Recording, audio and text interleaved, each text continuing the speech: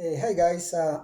Today I'm just gonna do this video after a day that yesterday we just finished our second book, and I think this is the last time I'm gonna write the book because, as you guys know, today so a lot of like social media, which is so many has an impact about stories or news or what's going on in in the country or around the world, and those big TV uh, big TV's corporation too. I think they influences in our life daily. As you now knows, I'm a fan of Fox News or MSNBC, CNN, ABC.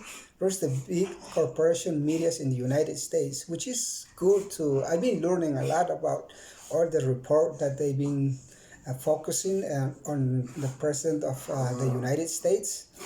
But one of the issues that I saw last week in May 3rd to May 6th is the military incursion in Venezuela. And as you guys know, I mean, who doesn't want to live in United States? United States, I've been saying it, I will continue saying it.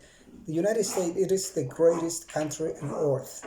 It is the greatest system uh, that doesn't work perfectly like so many radical leftists been saying, or the other radical right wing been saying, like this is what we have to do, and this is what we is not working. So, but I think we have to recognize that the national domestic policies is working for the United States citizen, as you've been seeing today.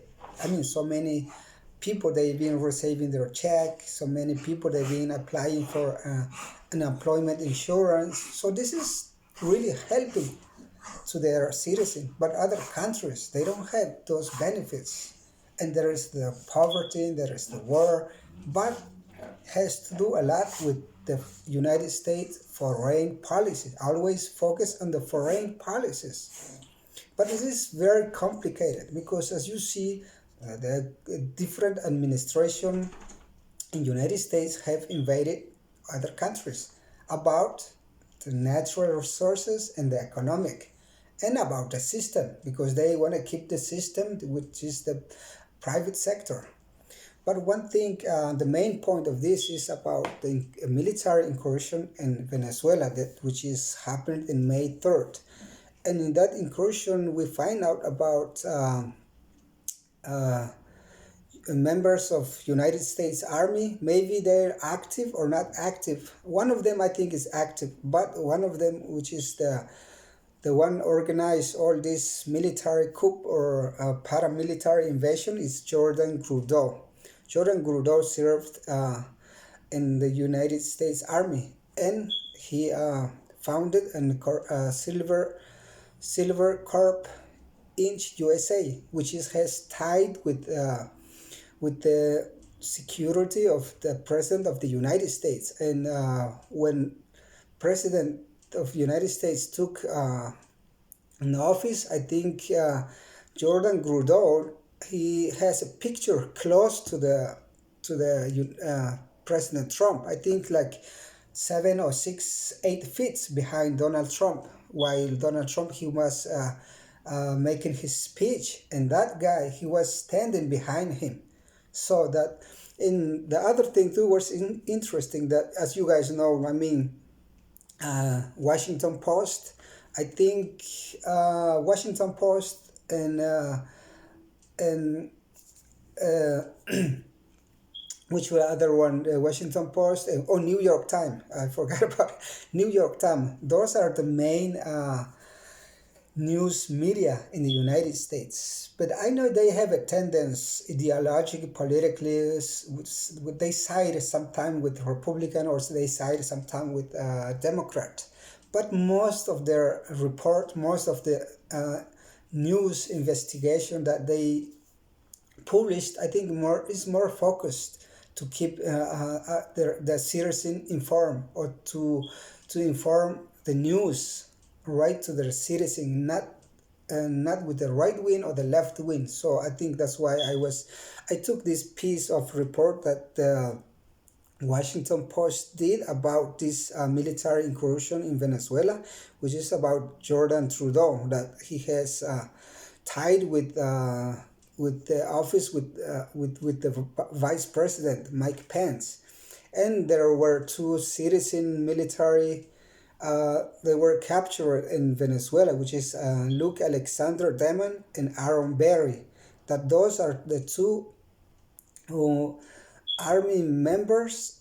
They were training uh, paramilitary in Colombia with the help with the DIA.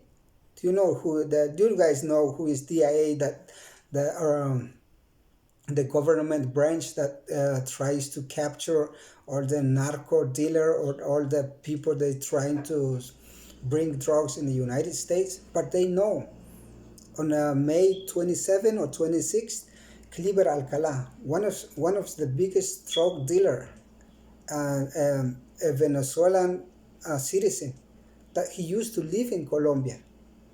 He was the government of United States put him $10 million on his head, and 3 days later, they find out that Cliver Alcala and Jordan Gourdeau they introduced 500 uh, war guns in Colombia, brought in United States with the help with the CIA, with the help with the DIA, and with the help of big narco dealers lived in Colombia. But those narco dealers they have tied with the government of Venezuela.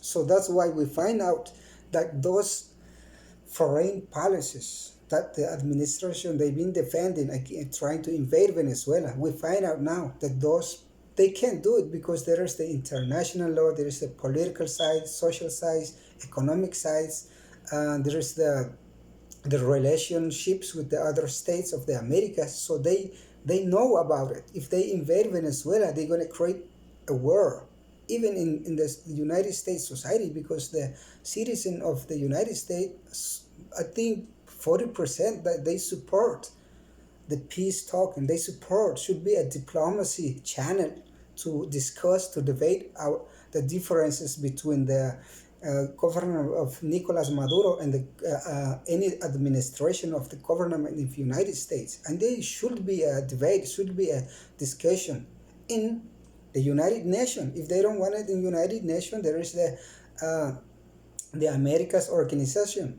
which is run by the elite of the United States. So that's the problem that we find out, that all this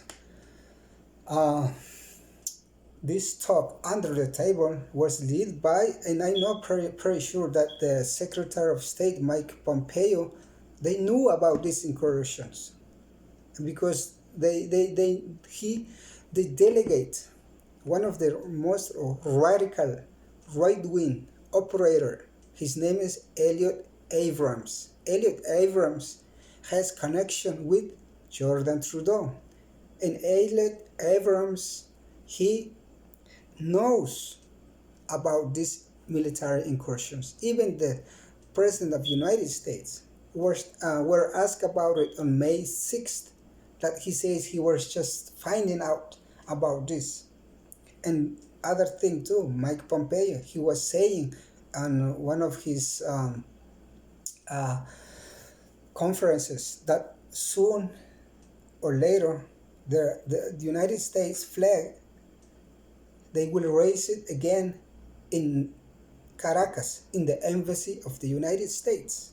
So they knew about it, but now they've been denying it. Why? Because they fear the military coup, the terrorist act, the incursion military was failed and was corrupted.